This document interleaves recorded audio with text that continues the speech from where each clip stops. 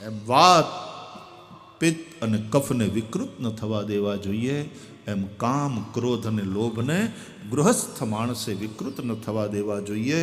કામ ક્રોધ લોભનો સદુપયોગ કેવી રીતે કરવો એ તમને આ ગ્રંથો શીખવાડે છે. તો ભગવાન પ્રસન્ન થઈને વરદાન આપે છે. ઋષિઓ ક્રોધ કરી શ્રાપ આપે છે, પણ એ શ્રાપમાં પણ કલ્યાણ હોય છે જીવનું. ઋષિઓએ જેને જેને ક્રોધ કરી શ્રાપ આપ્યા એ બધાનું કલ્યાણ થયું છે. અરે એ શ્રાપને કારણે રામાયણ પ્રમાણે તો ભગવાન રામનો અવતાર થયો છે. નારદજીએ ક્રોધ કરીને વિષ્ણુને શ્રાપ આપ્યો. બોલો,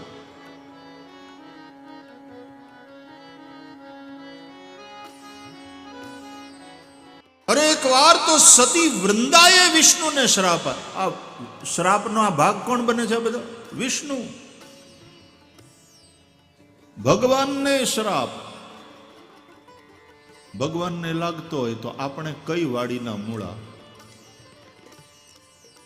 પણ ભગવાનને તો શ્રાપનું બાનું બનાવી અને અવતરવું હોય છે. ભગવાન કરુણા વરુણા લે છે. ભગવાનની કરુણા વરસવા માટે કોઈ કારણ શોધતી હોય છે. ક્યારેક આવા શ્રાપને કારણ બનાવી અને ભગવાનની કરુણા વરસે.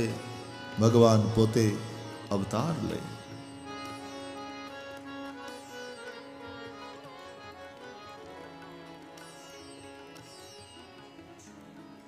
સનતકુમાર જેવા મહાપુરુષોનો શ્રાપ ભગવાનના દ્વારપાળોને.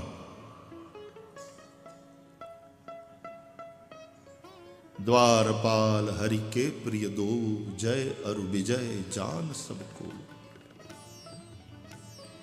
એને સનત કુમારોએ શ્રાપ આપ્યો. એ રાવણ અને કુંભકર્ણ તરીકે જન્મ્યા. એનો ઉદ્ધાર કરવા માટે ભગવાન રામ બની અવતરિત થયા. તો કથાઓમાં શ્રાપની અને વરદાનની કથાઓ છે. ઘણું કરીને વરદાન આપે છે ભગવાન અને શ્રાપ આપે છે ઋષિઓ. કારણ ઋષિઓ એ બાપ છે અને બાપ હંમેશા પોતાના સંતાનનું કલ્યાણ ઈચ્છે. પોતાના સંતાનના ભલા માટે જ્યારે સંતાનથી ભૂલ થાય ત્યારે ક્રોધ પણ બાપ કરે અને કરવો પડે, કરવો જોઈએ, નહીં તો છોકરા બગડે.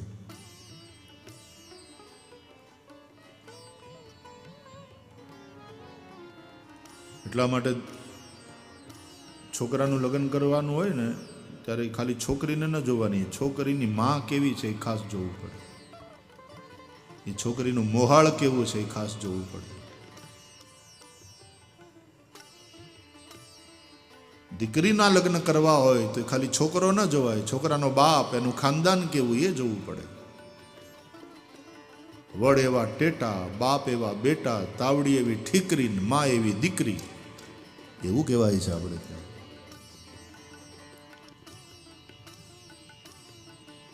નિશાળમાં રિઝલ્ટ સારું ના આવે ને અને આટલા બધા છોકરાઓ જો નાપાસ થાય તો એકલા એ છોકરા નાપાસ નથી થયા, એ સાહેબ નાપાસ થયા છે. એ નિશાળના માસ્તરો નાપાસ થયા છે. એ માત્ર છોકરાઓનું રિઝલ્ટ નથી, એ નિશાળના શિક્ષકોનું રિઝલ્ટ છે.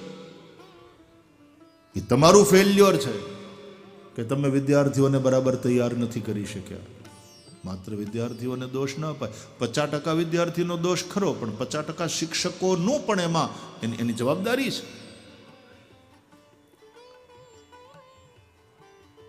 એમને શિક્ષકો છોકરા ઉપર છોડી દે એમ ના હાલે. અમે શું કરીએ, ભણતા નથી, અમે ભણાવીએ પણ ન ભણે તો અમે શું કરીએ? પગાર લેવામાં કોઈ દી ના પાડી તમે? એમાં તો હાથમો પગાર પંચને અંતે લહેર, લીલા લહેર.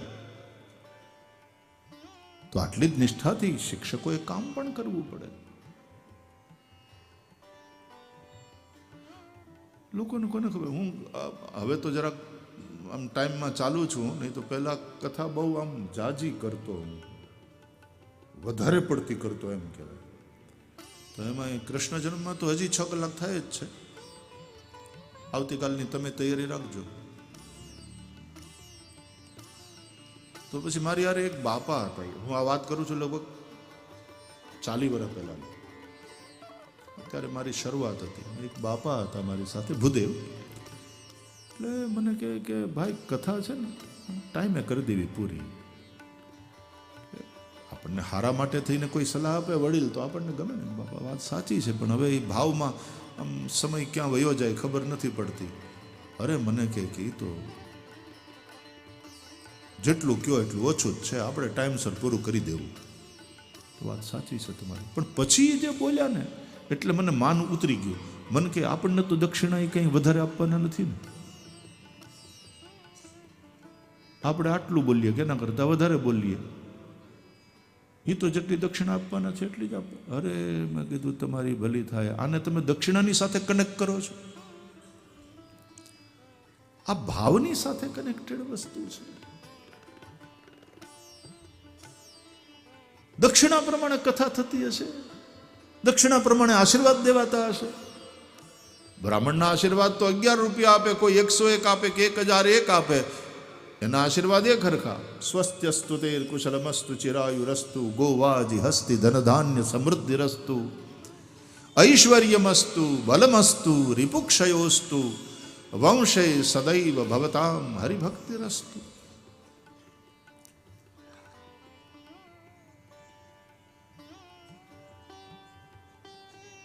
મારે પાછું બીજમાં ભગવાનની દયા છે કે આના દ્વારા જે આવે છે એ પાછું સમાજના દ્વારા આવે છે, અને સમાજને માટે જ ખર્ચી નાખું છું.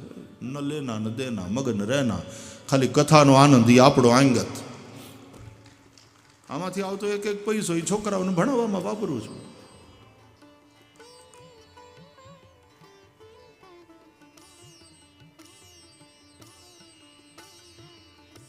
તો શિક્ષક હોય, સફાઈ કર્મચારી હોય, પોલીસમેન હોય, આ વ્યાસપીઠ ઉપર બેઠેલો વક્તા હોય, આ મંડપનો કોન્ટ્રાક્ટ રાખનારા લોકો હોય, આ સાઉન્ડ સિસ્ટમવાળા હોય, વિડીયોવાળા હોય, રાંધવાવાળા હોય, જેણે જેણે જે જવાબદારી લીધી એકદમ નિષ્ઠાપૂર્વક નિભાવવી એ ધર્મ છે, એ ભગવાનની ભક્તિ છે. સ્વકર્મણા તમભ્યર્ચ સિદ્ધિમ વિંદતિ માનવ. એક બિલ્ડર હોય એને પૈસા હરખી રીતના લીધા હોય તો એ ક્વોલિટીનું મકાન આપવું એનો ધર્મ છે. ખેતરમાં મજૂરોને રાખ્યા, શ્રમિકોને રાખ્યા તો એની મહેનત પ્રમાણે એને મજૂરી આપવી એ માલિકનો ધર્મ છે, અને મજૂરીના પ્રમાણમાં પૂરું કામ આપવું એ શ્રમિકોનો ધર્મ છે. ધર્મ અને અધર્મ બહુ સૂક્ષ્મ વસ્તુ છે. ધર્મ એટલે ખાલી મંદિરમાં જઈને તમે જે કરો એ જ નહીં. ધર્મ એટલે આપણું કર્મ, નિષ્ઠાપૂર્વક આપણને જે જવાબદારી મળી એને નિભાવવાની એ ધર્મ છે. ઘરમાં એક પતિનો ધર્મ છે, એણે નિભાવવાનો. પત્નીનો ધર્મ છે, એનું પાલન એણે કરવાનું. મા બાપ તરીકેનો કંઈક ધર્મ એટલે કર્તવ્ય છે, એનું પાલન મા બાપે કરવાનું. સંતાન તરીકેનો જે ધર્મ છે એ સંતાને નિભાવવાનો છે. એટલા માટે જ કહે છે ધર્મમ ભજસ્વ સતતમ. ધર્મનું સતત આચરણ કરો. મંદિરમાં જઈએ, પૂજા પાઠ કરીએ એટલા પૂરતો જ ધર્મ છે એમ નહીં. ધર્મનું આચરણ સતત કરવાનું છે. શ્વાસે શ્વાસે આપણાથી ક્યાંય અધર્મ ન થાય, આપણાથી ક્યાંય અનીતિ ન થાય, આપણે આપણી ફરજમાંથી ચૂકી ન જઈએ. આ બધું જ ધર્મ અંતર્ગત આવે છે વાલા. આપણે ત્યાં ધર્મ શબ્દનો બહુ વિશાળ અર્થ છે. આપણે આપણા ધર્મ સંભાળવા, કર્મનો મર્મ લેવો વિચારી.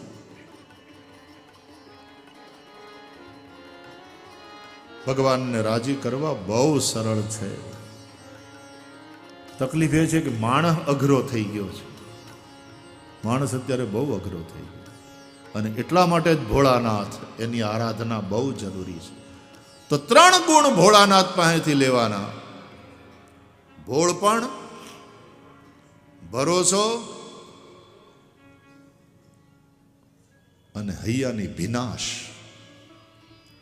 ભોળોનાથ ભીનો ભીનો દેવ છે.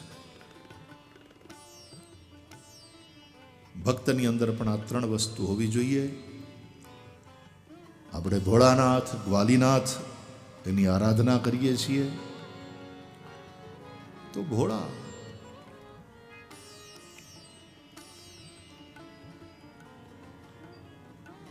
કપટ નહીં, ભોળપણ. ભક્તિમાં ભોળપણ જોઈએ. ગોવાળિયા એટલે ભોળા.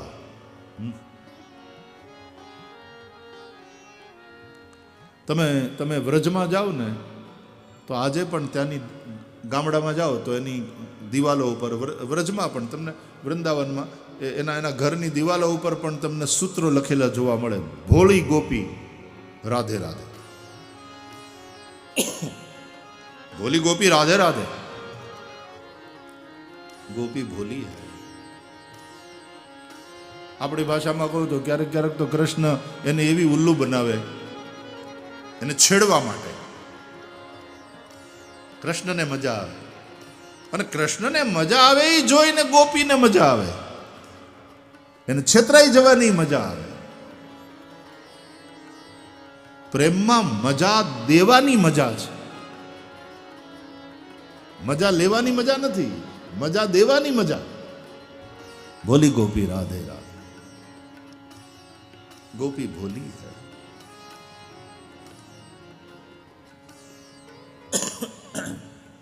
ઓલું બહુ પ્રસિદ્ધ આપણું પદ પ્રભાતિયું: